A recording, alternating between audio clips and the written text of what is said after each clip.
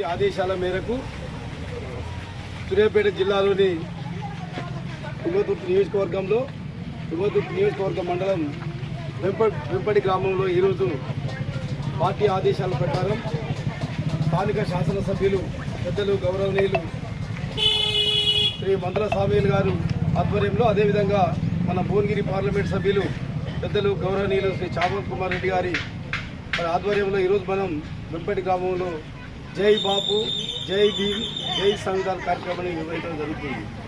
ఈ కార్యక్రమంలో మండల కాంగ్రెస్ అధ్యక్షులు పెద్దలు గౌరవనీయులు దొంగరి గోవర్ధన్ గారు, గ్రామశాఖ అధ్యక్షులు సోదరులు సత్యం నరసయ్య యాదవ్ గారు, అదేవిధంగా యువజన కాంగ్రెస్ రాష్ట్ర కార్యదర్శి సోదరులు కొమ్ము జవహర్ గారు, నియోజకవర్గ యూత్ కాంగ్రెస్ అధ్యక్షులు సోదరులు మూర్కుప్పు నరేష్ గారు, చేడే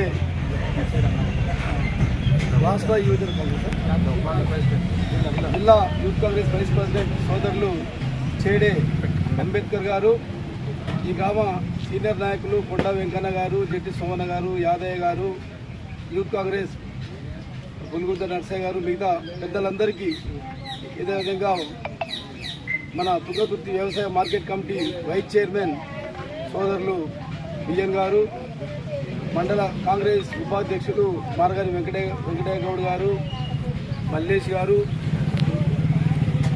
ఎస్సీసీఎల్ అధ్యక్షులు శంకర్ గారు, కాసర్ల గణేష్ సేవాదళ అధ్యక్షులు కాసర్ల గణేష్ గారు, అదేవిధంగా జై భీమ్, జై బాబు, జై సంవిధాన్ కార్యక్రమానికి ఈ మండల కోఆర్డినేటర్ సోదరులు మాచర్ల అనిల్ కుమార్ గారు, ఈ కార్యక్రమం పాల్గొన్న వెంపటి కాంగ్రెస్ నాయకులందరికీ, అమ్మలు అక్కలు, ముఖ్యంగా మీడియా మిత్రులందరికీ పేరు పేరు ధన్యవాదాలు. ఏదైతే ఇవాళ జై బాపు, జై భీమ్, జై సంవిధాన్ కార్యక్రమాన్ని కాంగ్రెస్ పార్టీ ఎందుకు భుజాల మీద వేసుకునే విషయాన్ని కూడా మీ అందరికీ తెలవాలి. ఆనాడు భారతదేశానికి స్వాతంత్రం మహాత్మా గాంధీ నాయకత్వంలో ఈ దేశానికి అహింసా మార్గంలో మనం స్వాతంత్రం తీసుకొచ్చుకున్న మాట వాస్తవం. ఆనాడు బీజేపీ అడ్రస్ లేదు. అదేవిధంగా ఈ దేశానికి మన ఈ రాష్ట్రానికి ప్రత్యేక తెలంగాణ రాష్ట్రం సాధించుకున్నది కూడా కాంగ్రెస్ పార్టీ ఆధ్వర్యంలో. అయితే అదేవిధంగా రాజ్యాంగాన్ని రచించిన డాక్టర్ అంబేద్కర్ గారి రచించిన రాజ్యాంగాన్ని కూడా ఇలా కేంద్రంలో ఉన్న బీజేపీ ఇలా కుట్ర మార్చే ప్రయత్నం చేస్తుంది. పార్లమెంటులో డాక్టర్ మహనీయుని కించపరిచే విధంగా మాట్లాడిన హోంమంత్రి అమిత్ షా మాట్లాడిన తీరు చాలా హేయమైన చర్య.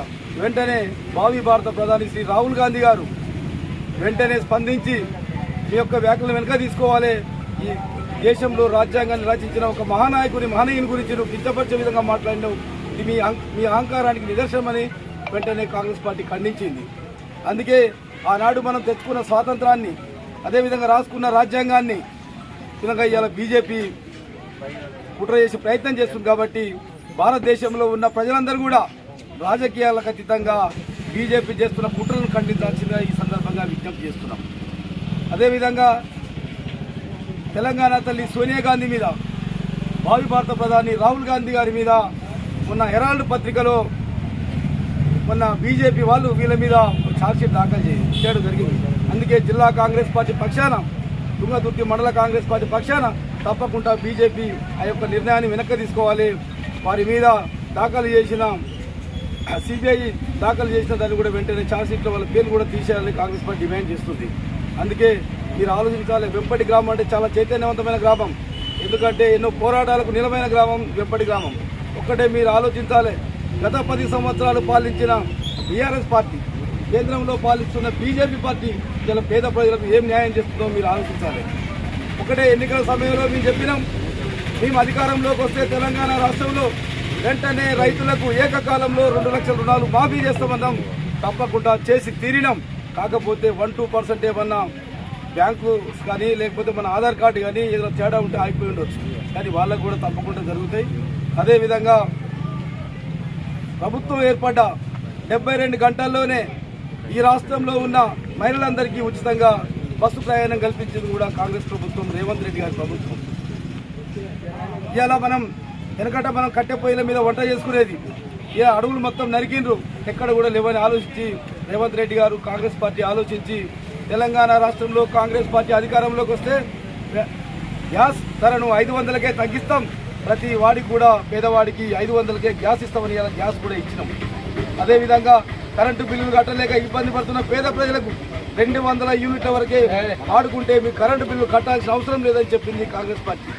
అదేవిధంగా ముఖ్యంగా సన్న ఓట్లు వేస్తే మద్దతు ధర 22,300తో పాటు 500 బోనస్ సన్న ఓట్లు వేసిన ప్రతి రైతు కూడా ఇలా మనకు అది అవకాశం కల్పించింది కాంగ్రెస్ పార్టీ. కానీ కొంతమంది రైతులకు అపోహ ఉంది, అరే గతంలో కేసీఆర్ ఉంటే మనకు టైంకు రైతు బంద్ వేసి ఎకరానికి 5,000, మరి కాంగ్రెస్ వాళ్ళు కొద్దిగా ఇబ్బంది పెట్టు మీ మనసులో ఉండొచ్చు.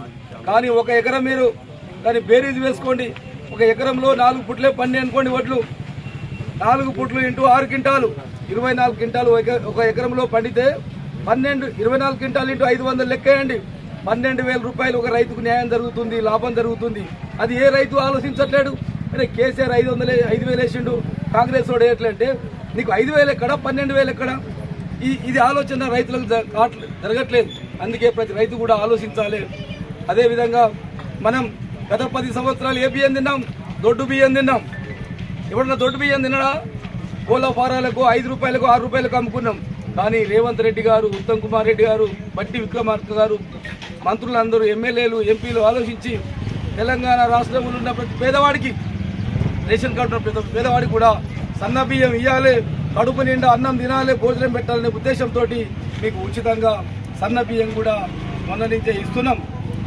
ఇన్ని మంచి కార్యక్రమాలు చేస్తున్న కాంగ్రెస్ పార్టీని అండగా ఉండాలి, వారికి మద్దతు ఇవ్వాలి. అందుకే గతంలో మేము మా తాత ఆడున్నాడు, మా నాయన ఈడ పని చేసాను కాదు, మనము చదువుకున్నాం, చైతన్యవంతులం.